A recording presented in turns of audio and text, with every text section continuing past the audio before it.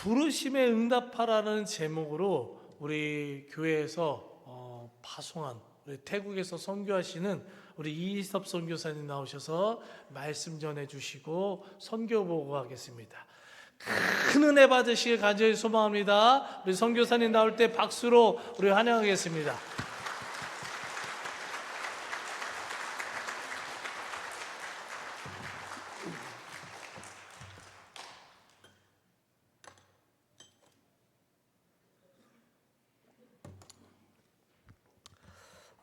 반갑습니다. 저는 태국에서 사역하는 이희섭 선교사라고 합니다. 작년과 달리 작년도 제가 왔었거든요. 근데 올해가 더 반가운 것 같아요. 그 이유는 잘 모르겠지만 지금 너무 기분이 좋고 또 너무 여러분 보면 너무 감사하다는 마음이 더 앞서는 것 같습니다. 또 저와 함께 신앙생활을 해왔던 이 많은 분들 보고 또 이분들이 저를 위해 또 기도해 주시고 중보해 주시는 그거를 생각하면 태국에서 사역을 하더라도요 너무 힘이 나고요.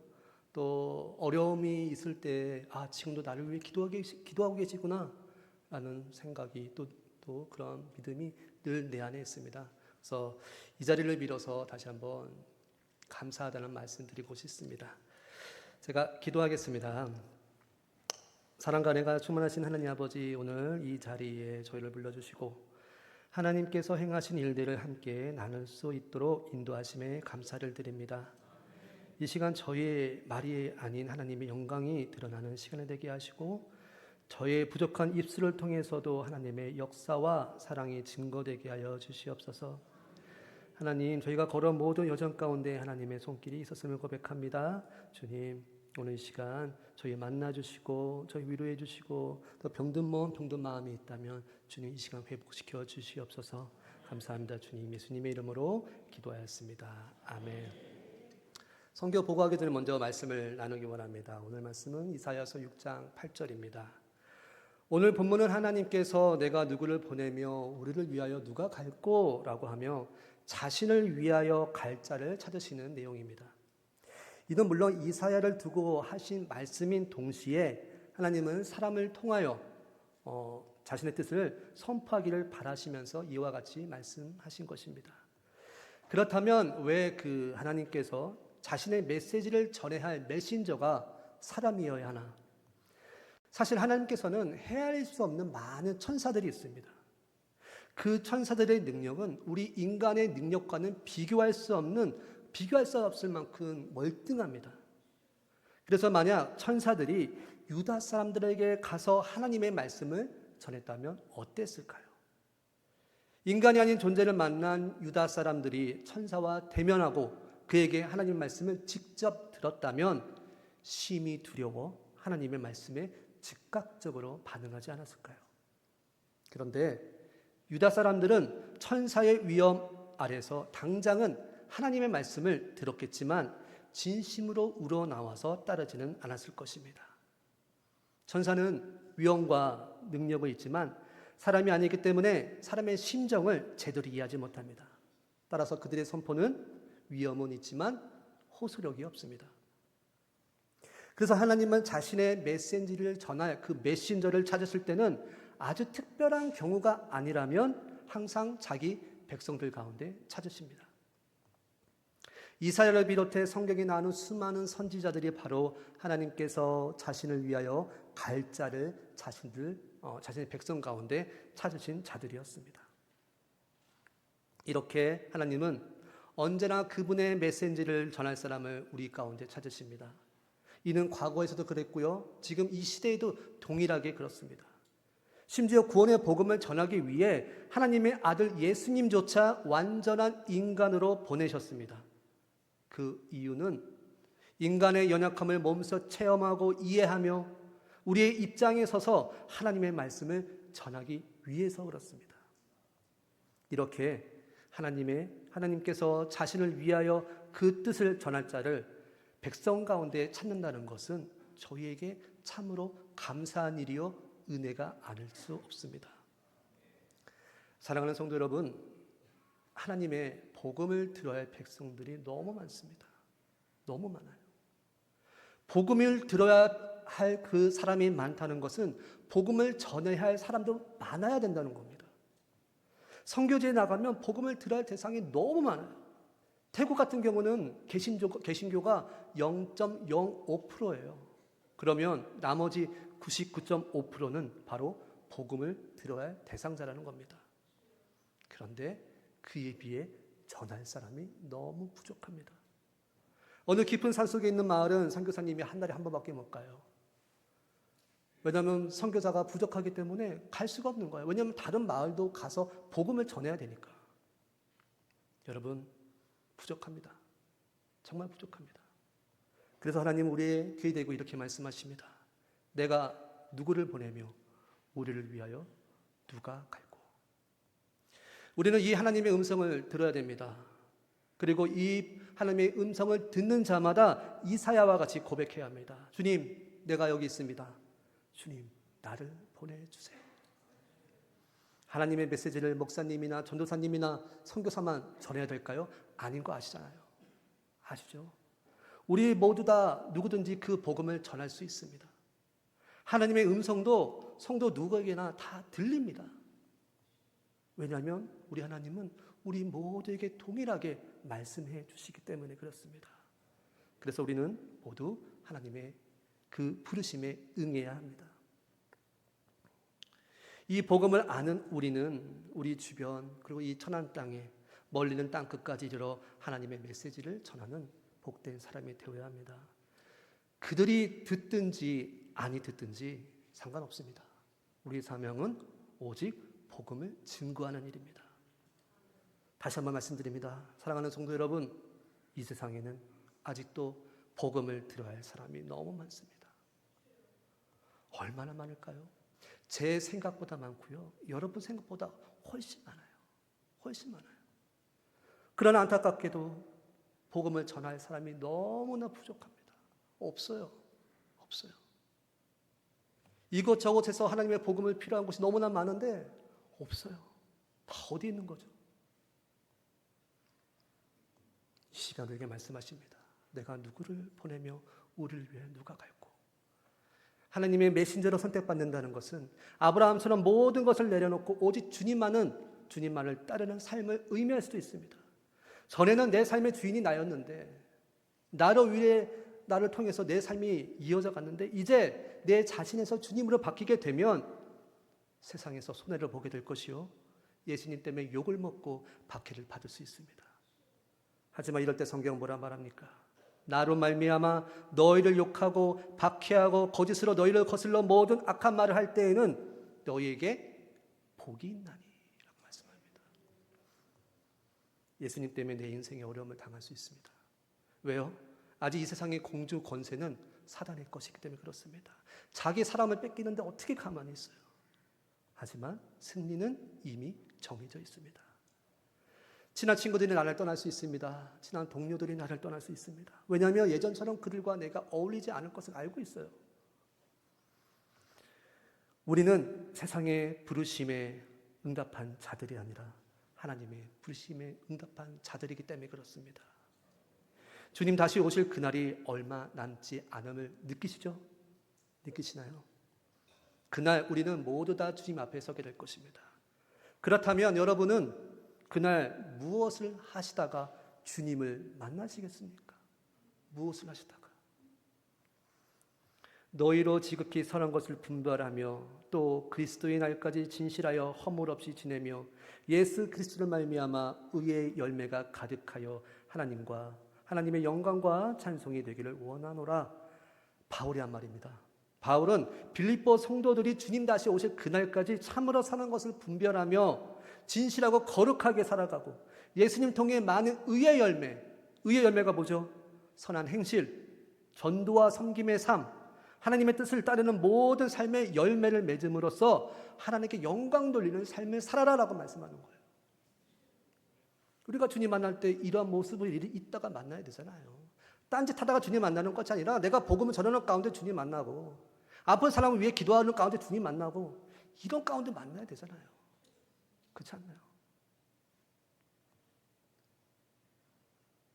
주님 다시 오실 때까지 비록 그 십자가의 무게가 너무 무거워 때로는 내려놓고 싶을 때가 있어도 그럼에도 끝까지 버티며 사람들이 여러분들이 붙잡고 있는 그 십자가를 바라보며 하나님께로 돌아올 수 있도록 그 사명의 손 놓지 않으시길 축복합니다. 저와 여러분이 사는 것은 달라도 하나님의 메시지를 전하는 그 사명은 똑같아요. 똑같습니다. 저 여러분 모두가 그 길 힘듭니다. 분명 힘듭니다. 하지만 힘들더라도 끝까지 그 길 걸어가시길 소망합니다. 주님의 은혜로 끝까지 충성되게 걸어가는 저와 여러분들에게 간절히 축복합니다.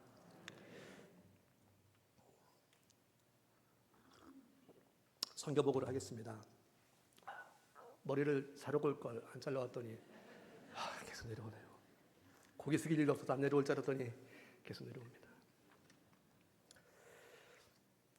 저는 저를 모르신 분들이 계실 것 같아서 다시 한번 소개해드리겠습니다. 저는 천안대성교회에서 파송받은 이희섭 선교사이고 지금 태국 방콕에서 사역하고 있습니다. 저는 2015년부터 2022년 7월까지 약 7년간 여기 천안대성교회에서 부교역자로 있었습니다. 그리고 22년 7월에 파송 예배를 드리고 7월 13일에 선교지인 태국에 들어갔습니다. 저는 24살에 첫 선교의 사명을 받았습니다. 그리고 44살에 갔습니다. 20년 걸렸습니다. 하지만 그 20년이라는 시간은 하나님의 시간이었고요. 하나님께서 저를 준비하는 그 시간이었습니다. 지금 제가 천안대성교회를 떠나 타지에서 사역하고 있지만 누군가 저에게 파송교회가 어디예요? 라고 저에게 물으면 저는 여전히 저는 천안대성교회 소속입니다. 라고 말합니다. 얼핏 보면 별거 아닌 것 같아요. 하지만 그 말 속에는 설명할 수 없는 깊은 소속감이 있습니다.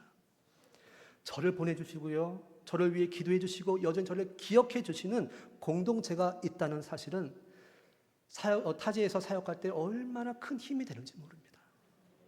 천안대성교회가 저의 사역의 뿌리가 되고요. 흔들릴 때마다 저의 정체성을 다시 붙들게 해주는 든든한 버팀목이 되었습니다. 사실 저는 천안대성교회에서 사역하면서 많은 사역들 가운데 가장 힘들었던 사역이 새벽 예배 섬기는 거였어요. 특히 새벽 차량 운행을 할 때면 너무나 긴장해갖고 한 번도 잠을 제대로 잔 적이 없어요. 두세 번 깨고요. 알람 2개를 맞춰놔요. 혹시나 제가 늦게 가서 우리 성도님들 기다리시면 어떻게 할까? 특히 겨울은 춥잖아요. 그러니까 늘 긴장이 되는 거예요. 그래서 늘 10분 전 먼저 저는 기다렸던 것 같습니다. 그때는 참 그 시간이 힘들고 고단했는데 지금은 그 시간이 얼마나 그른지 모르고요. 지금도 우리 성도님께서 그 새벽 시간에 저의 이름을 부르고 저의 가정의 이름을 부르며 기도하고 계시겠구나 하는 마음이 얼마나 큰 위로가 되고 힘이 되는지 몰라요. 기도하고 계시죠? 권사님. 네. 제가 사역하고 있는 태국에 대해 먼저 좀 소개를 해드리겠습니다. 태국은요, 공식 명칭은 태국 왕국이고 수도는 방콕입니다. 인구는 약 7천만 명이고요. 태국어를 공용어로 사용하고 있습니다. 날씨는요, 덥습니다. 너무 더워요. 그리고 태국의 종교는요, 93%가 불교이고요. 그 다음에 5, 6%는 이슬람교입니다. 그리고 기독교는 1% 미만인데 그중에 개신교가 0.5%밖에 안 돼요. 저는 처음에 방콕이 아닌 지방으로 가려고 했는데 우리 선배 선교사님들이 언어가 가장 중요하기 때문에 방콕에 가서 언어 공부를 해라 해서 방콕에 갔어요. 그래서 거기서 이제 언어 배우면서 이제 선교사님들 만나면서 이 방콕이 정말 중요한 선교 이 중심지구라는 걸 배웠습니다. 왜냐하면 태국 방콕은요 정치, 교육, 문화, 교육, 언론의 중심지입니다. 그래서 방콕의 변화가 전국으로 확산될 수 있는 그런 영향력을 갖고 있습니다. 그리고 방콕 이 도시에는 방콕을 통하여 지역에 부흥이 일어나고 그러면 그 주변 국가 역시 영향을 받아요. 주변 국가가 얼마나 태국을 선호하는지 몰라요. 그 시작이 바로 방콕입니다. 방콕뿐만 아니라 태국이 복음화율이 정말 낮습니다. 0.5%라고 제가 말씀드렸잖아요. 사실 태국이 한국보다 56년이나 복음화가 앞섰어요. 더 빨리 들어왔다는 얘기예요. 56년이나 앞섰는데 복음화율은 0.5%. 왜 그럴까요? 그 이유는요, 태국에서 불교는 단순한 종교를 넘어서 정치성과 문화를 형성하기 때문에 그렇습니다. 태어날 때부터 불교 신자로 태어나요. 그들이 기독교로 개종한다는 것은 단지 종교를 바꾸는 게 아니라 자신의 정체성을 거스르는 행동이 되는 거예요. 또한 왕실과 불교가 밀접한 관계가 있어서요, 불교는 충성과 애국의 상징처럼 느껴져서 불교가 버린다는 것은 충성심이 없다는 것을 뜻해요.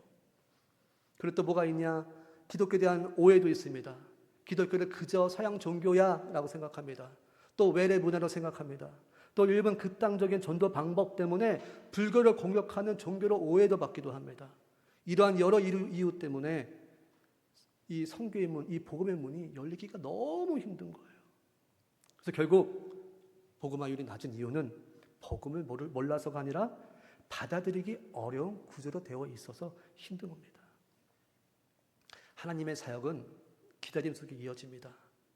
아브라함이 약속의 땅에 들어가 그 아들 이삭을 얻기 위해 25년을 기다렸습니다. 이처럼 선교는 기다림이 필요해요. 하지만 이 기다림 속에서요, 우리 선교사들은 지칩니다. 다들 너무 지쳐해요. 열심히 하는데 열매가 안 맺어지니까 너무 지쳐합니다. 물론 한국 교회도 비슷한 실정이죠, 그죠? 여기서도 열심히 복음 전하고 또 전도하는데 전도가 안 되잖아요. 하지만 인내심이 필요하고요, 할 수 있다는 믿음이 필요하고요, 우리 성령께서 우리를 도와주시고 또 채워주시겠다는 그런 믿음만 있으면요, 분명히 부흥이 일어나리라 믿습니다. 선교지 정착에 대해서 좀 말씀드리겠습니다. 저희 가정이 어떻게 태국에 정착하고 있는지. 대부분 파송 예배를 드린 후에 남편 선교사님이 선교지에 가서 이제 집을 구하고 여러 가지 걸 만들어요. 이렇게 다 털을 닦아 놓은 다음에 가족을 이제 데려와서 거기서 이제 생활을 시작합니다. 근데 제가 갈 때는 코로나가 아직 끝나지 않은 시기였습니다. 그래서 가도 자가격리를 해야 했고, 또 자가격리 호텔도 너무 비쌌고, 돌아와도 자가격리를 해야 하는 그런 상황이었습니다. 그래서 도저히 갈 수 없어서 가서 집을 얻고 뭔가를 해야겠다라고 생각했습니다. 그래서 2주 호텔을 예약하고 갔습니다. 정말 정보가 없었어요. 태국의 정보가 정말 아무것도 없어서 뭘 어떻게 해야 될지 아무것도 몰랐어요. 아무것도 모르는 상태에 갔습니다. 자, 한 사진 한번 볼까요? PPT 7번. 저게 저희 짐입니다. 저희 한국의 모든 걸 다 처분하고 남은 게 캐리어 4개, 기저귀 박스 하나, 그 다음에 쿠쿠밥솥 하나, 이렇게 해서 태국에 들어왔습니다. 저 짐을 들고 저희는 집을 구하기 위해 막 여기저기 막 돌아다녔던 것 같습니다. 집을 구해야 되는데 저희는 아이 학교 근처로 집을 구해야 했어요. 근데 없는 거예요. 너무 없어갖고 너무 많이 힘든 거죠. 그래서 방콕에 오신 분들은 알겠지만 방콕의 아침에 얼마나 교통체증이 심합니까? 차도 없죠. 교통체증은 심하죠. 또 집도 못 구했죠. 그래서 막 옮겨 다니는 거예요. 그게 3개월 동안 집이 없었어요. 여기 있다가 또 저 짐 챙기고 저 집 갔다가 막 옮겨 다니는 거예요. 너무 힘들더라고요. 그 더위 속에 저 어린 아이들 데리고 너무 힘들어갖고 이제 좀 집 좀 구했으면 좋겠다 하는 그런 와중에 이제 작은 아이가 학교에 입학을 한 거예요. 그래도 집이 없었어요. 겨우 구한 게 학교에서 걸어서 50분 거리입니다. 택시 타고 가려니 차가 막히니 소요 시간은 똑같고 또 차비 들고 해서 걸어가자 해서 어린아이 2명과 함께 걸어 다닙니다. 50분 동안 그 더위에 걷는 게 쉽지가 않더라고요. 막내는 아직 기저귀도 안 딴 아이라서 오래 못 걷잖아요. 그러면 제 아내와 같이 번갈아 가면서 이렇게 안고서 학교를 가요. 갔다 오면은 다 젖습니다. 힘들더라고요. 그래서 저희는 빨리 주말이 왔으면, 왜냐하면 주말에 학교 안 가니까. 너무 좋은 거 주말이. 토요일 너무 좋고 일요일 너무 좋고 월요일 되면 또 이제 공포죠. 또 어떻게 걸어가나. 그러다가 이제 학교 근처에 집을 얻게 됐는데 집이 하나 딱 나온 거예요. 집이 너무 커요. 쓸데없이. 집이 크면 뭐가 안 좋아요? 월세가 너무 비싼 거예요. 감당이 안 되는 거예요. 한 7개월 사니까 이제 통장 잔고가 점점 줄어들어서 더 이상 못 살겠다. 이러다 우리 망하겠다. 근데 아이 학교 근처 3분 거리에 작은 빌라가 있어요. 하나님, 이 빌라 저에게 주십시오. 다 원룸인데 5개만 투룸이거든요. 저희는 투룸을 얻기 위해서 그래서 아이를 학교를 보낼 때마다 이제 그 앞에서 그 집 대고 기도하는 거예요. 선포하는 거죠. 이 집이 우리 집이 될지어다. 하나님, 우리는 이 집이 필요합니다. 주시옵소서. 계속 갈 때만 데려주고 기도하고 나올 때 기도하고 계속 기도했습니다. 어떻게 됐을까요? 주셨어요. 경쟁률이 엄청나거든요. 딱 전화했어요. 헤이, 혹시나 네, 방이 있습니다. 당장 계약할게요. 당장 계약했어요. 집이요, 좁아요. 성인 5명의 거실에 있으면 앉을 데가 없어요. 세탁기도 없어요. 세탁기 놓을 공간도 없어요. 가스레인지 놓을 공간도 없어요. 지금 인버터 하나 쓰고 있어요. 지금 빨래할 때 어떻게 하냐면은 캐리어에 빨래 넣고 코인 빨래방 가 지금도 그렇게 살고 있어요. 큰 집에 살다가 작은 집에 살면 불편해요, 안 불편해요? 불편하죠? 저희는 어떨까요? 너무 감사해요. 너무 좋은 거예요. 집이 불편하고 정말 있을 거 없고 냉장고 잡고 뭐 해도 너무 감사한 거예요. 왜냐? 여기 오기까지 얼마나 힘들었어요. 너무 힘들었거든요. 하나님 감사합니다. 이 집을 저에게 가장 필요한 집이었어요. 지금 큰아이는 지가 갔다 왔다 해야 학교를 안 데려다 줍니다. 얼마나 편지 몰라요. 다른 부모들은 차 갖고 와서 막 가요. 차도 막혀갖고. 잘 갔다 와. 너무 좋아요. 너무 좋아요. 이러한 어려움도 있지만 질병의 어려움도 있습니다. 태국에는 병원비가 비싸요. 감기 때문에 가면요 20만 원 내야 돼요. 비싸죠. 콧물 때려갔다가 7만 원을 냈어요. 한국은 공짜인데. 너무 아까운 거예요. 그런 와중에 저희 아내가 맹장염에 걸린 거예요. 얼마일까요? 맹장 수술은 1,000만 원. 1,000만 원인 거예요. 이걸 어떻게 한다해요? 그래서 한국 갈까? 근데 만약에 비행기에서 터지면 또 얼마나 위험해요. 그래서 더 저렴한 병원을 찾는 거예요. 근데 감사하게도 그 검사 받았던 그 병원에서 저희 병원에 프로모션이 있습니다. 그래서 800만 원을 해줬어요. 이거 갖고 이제 기도 제목 올렸더니 여기서 많이 도와주시고 수술하는 가운데 많이 도와주시고 또 대성교회 또 많은 성도들이 도와주셔갖고 다 채워줬어요. 얼마나 감사한지. 지금 제 아내도 이 순간을 가장 기뻐하고 가장 큰 은혜로 여겨요. 하나님이 우리를 외면하지 않으시구나. 항상 힘들 때 붙잡아 주시고 항상 어려울 때 도울 자를 붙여주시는구나. 이 맛에 선교한다. 이 맛에. 얼마나 좋은지 몰라요. 한국에 있으면 그냥 카드 대출하고 갚았을 수도 있어요. 거기 그게 안 되거든요. 오로지 100% 하나님께 의지해야 돼요. 기도밖에 없어요. 너무 힘들 때는요. 자다 벌떡 일어나서 무릎 꿇고 기도해요. 너무 힘들어갖고. 하나님 이 상황 어떻게 해요? 어떻게 헤쳐나가요? 너무 어려워요. 근데 하나님이 다 열어주셔요. 저희는 작년을 통해서 작년을 끝으로 저희가 태국어 이제 공부를 마쳤습니다. 마쳤다고 해서 태국어를 잘한다는 게 아니라 그냥 공식적으로 마쳤다는 거예요. 이제 어디 가서 너 뭐하니? 했을 때 저 언어 공부하는데요. 이걸 더 이상 할 수 없다는 거예요. 이제 뭔가를 시작해야 됩니다. 근데 저희가 언어 공부하는 가운데도 조금씩 사역을 이어나갔습니다. 제 아내는 결혼 전에 어린이 전도협회에서 이제 간사를 있어서요. 태국에 가니 어린이 전도협회가 있네? 방콕에 있네? 찾아갔어요. 그래서 딱 3분이 계시는데 어제 연락하죠. 저희 함께 하고 싶습니다. 라고 했어요. 언어도 잘 못하는데. 그래서 그분들과 함께 저희는 학교 앞에 가서 저렇게 주차장에서도 하고요. 저 동네는 되게 약간 빈민촌이에요. 거기서 저렇게 천막 깔고 저렇게 복음을 전하는 사역을 해왔습니다. 그리고 저는 한국어 수업을 통한 이제 전도를 했고요.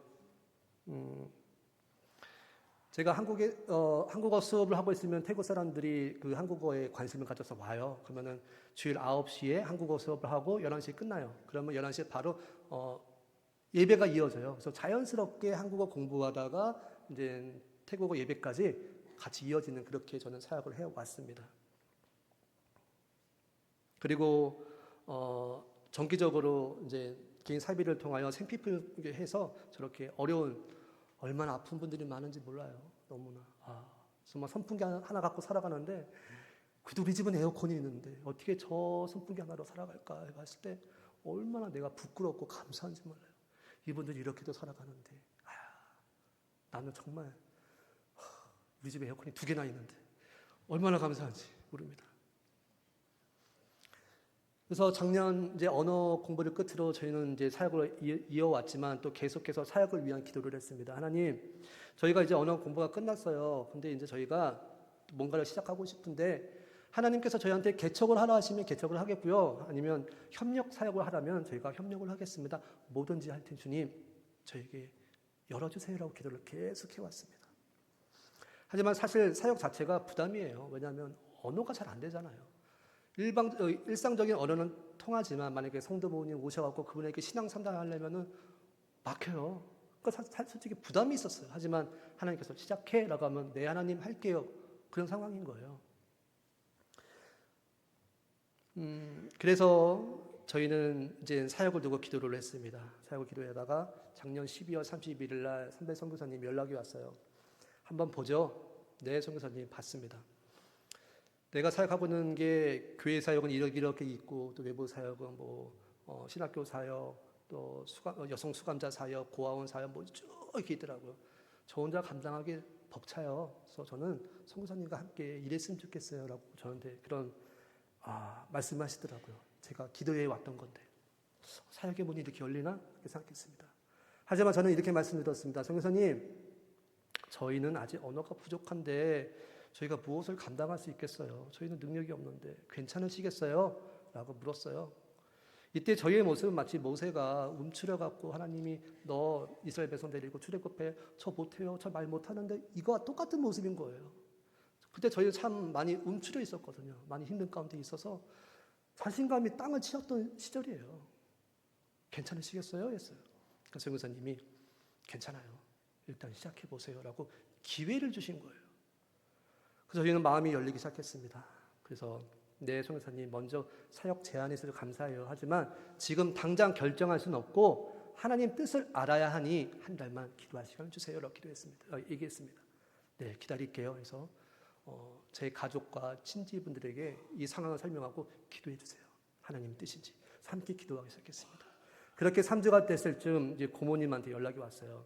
그래서 이제 쭉 장문의 메시지를 주면서 새벽 기도 가운데 환상을 봤는데 하나님께서 협력하라고 해주는 것 같아라고 저한테 말씀하시더라고요. 저도 기도하면서 하나님께서 비슷한 마음을 주셔갖고 네, 그러면은 협력을 할게요라고 이제 선교사님한테 말씀을 드리고 지난달 3일부터 시작을 했습니다. 저희가 라산 참빛교회에서 하는 사역은요, 저는 청년부 대학교를 맡고 있습니다. 사실 이 대학교 청년들은 다 대학생들이잖아요. 그렇기 때문에 이들을 잘 훈련만 시키면 실제로 캠퍼스 현장에 들어가서 전도할 수 있는 잠재력이 충분해요. 아이들 너무 착하고 신실하고 해서요. 근데 이제 사역자가 없어서 이제 없었어요. 양육도 없었고. 그래서 이제 돌아가면 이 청년들과 한국어도 가르치고 또 이제 성경 공부도 할 생각입니다. 그리고 제 아내 김영훈 선교사는 지금껏 이제 어린이 전도 협회에서 했던 그 사역을 가지고 지금 라산 참빛교회에서 주일학교 사역 감당하고 있어요. 저보다 더 열심히 하고요. 태국 더 잘해서 그 선교사님이 왜 이렇게 발음이 좋으세요라고 할 정도로 정말 열심히 합니다. 네.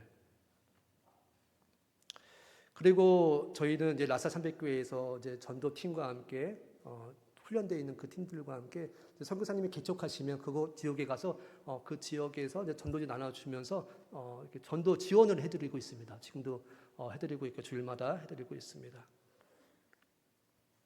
얼마나 성도님들이 좋으신지 몰라요. 점심이 매주 바뀌거든요. 처음 먹은 음식들인데 너무 맛있어요. 너무 맛있어요. 네. 한번 오셔갖고 성도님들이 해주는 그 태국 현지 음식 식당에 안 팔아요. 희한해요, 맛이. 근데 맛있습니다. 그래서 함께 맛보길 소망합니다. 그리고 이 교회에서 또 외부 사역으로 이제 매달 여성 수감자들을 방문해 복음을 전하고요. 그분들에게 세례를 베푸는 사역을 하고 있습니다. 그리고 신학교 강의, 또 청소년 구치소 사역, 고아원 사역, 장애인 사역, 교도소 사역 등 또 이 사회에서 소외된 이웃들을 찾아가 하는 그 사역들을 선교사님 혼자 감당하시는데 많이 벅차하셔서 저도 이제 따라가면서 많이 배우고 함께 그 사역을 동참하려고 합니다. 저희 장기적인 비전을 말씀드리겠습니다.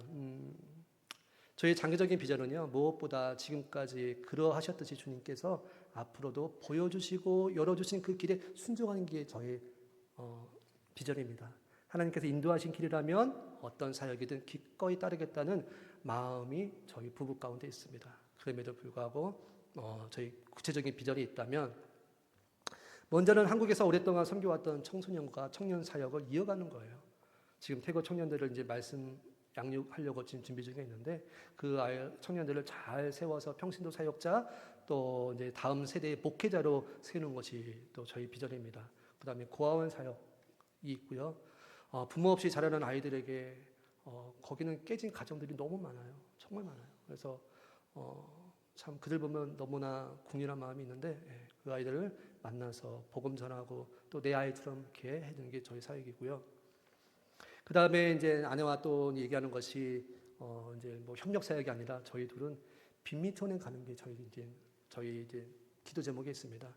가면은 소외된 계층들에 가서 아까도 보셨지만 뭐 건물이 없는 곳에서 아이들 모여서 뭐 장판 깔아놓고 아내는 복음 전하고 저는 아픈 집집마다 찾아가서 얘기 들어주고 얼마나 하고 싶은 일이 많겠어요. 얘기 들어주고 또 아픈 분들 기도해 주는 게 저희 사역이고요. 사실 이 아픈 환자들에게 기도하는 사역은요, 제가 천안 대성교회에 있으면서 세인트 병원 사역을 예전에 했었어요.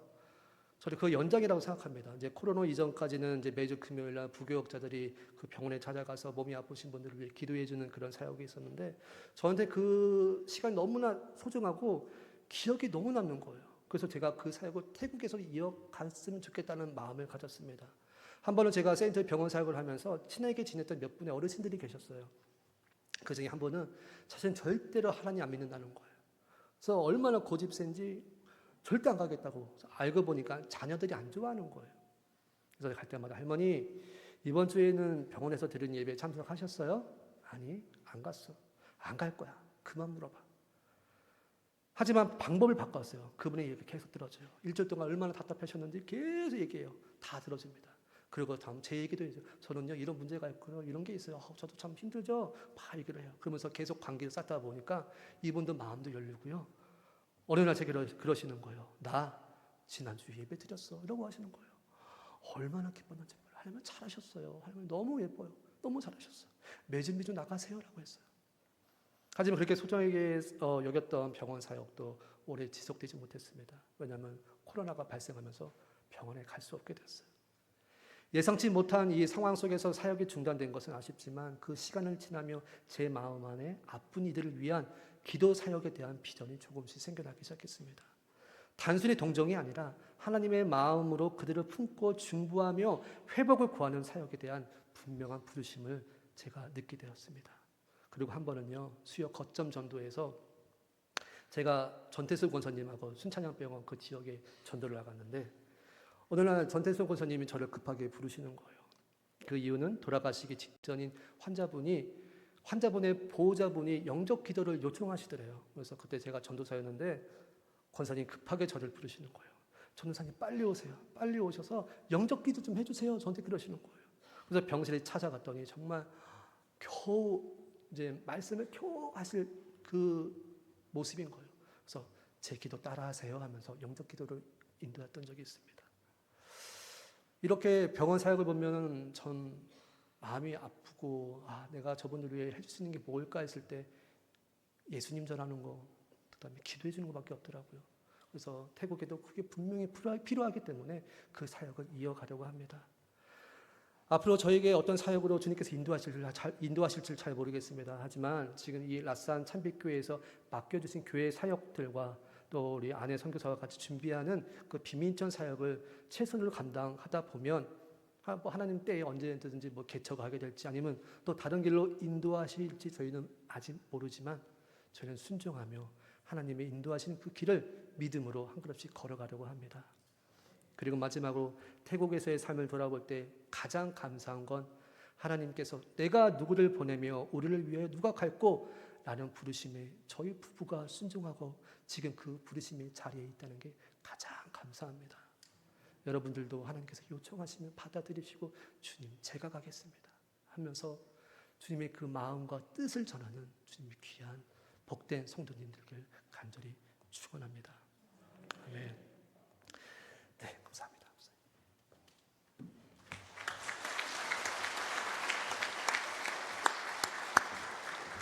네.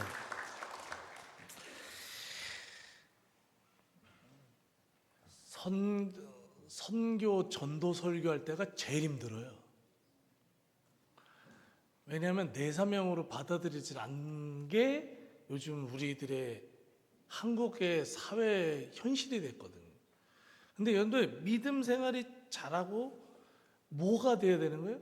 결국 우리가 최종 목적은 증인이 돼야 되는 거거든요. 여러분들의 신앙의 목적은 증인이 되시길 간절히 소망합니다. 저는 오늘 참 선교사님 말씀 들으면서 일부 때도 그러고 지금도 그러고 내가 간절함을 잃었구나. 너무 평안하게 신앙생활하는구나. 너무 평안하게 신앙생활하고 문제도 없고 간절함도 이게 평안하니까 우리가 참 하나님의 그 은혜를 안 강구하는구나. 너무도 많이 좀 느꼈습니다. 우리 선교사님도 우리가 좀 더 우리가 물질만 보내서 우리 선교 사역 다 했다, 이게 한국 교회를 망치고 있는 거거든요. 어떻게 사역을 하는지 보고도 받으셔야 되고요. 또 상황 되면 저희들이 이제 태국도 이렇게 가서 함께 좀 그 선교 사역에 몸으로 좀 느꼈으면 좋겠습니다. 그래서 여러분들도 증인이 되시길 간절히 소망합니다. 우리 이 시간 잠깐 우리 선교사님 정말 수고하시는데 기도도 후원도 중요하지만 또 선교지에서는 물질적 좀 이렇게 후원이 좀 필요합니다. 우리 교회에서 조금 크진 않지만 좀 준비했는데 우리 선교비 잠깐 전달하는 식 좀 갖겠습니다. 잠깐 나와주세요. 선교비 전달하는 시간 갖겠습니다. 네. 우리 교회 전체 선교 단체와 우리 또 해외 선교 부서가 있는데 우리 선교 열심히 하시라고 전달할 때 한번 박수 드리겠습니다.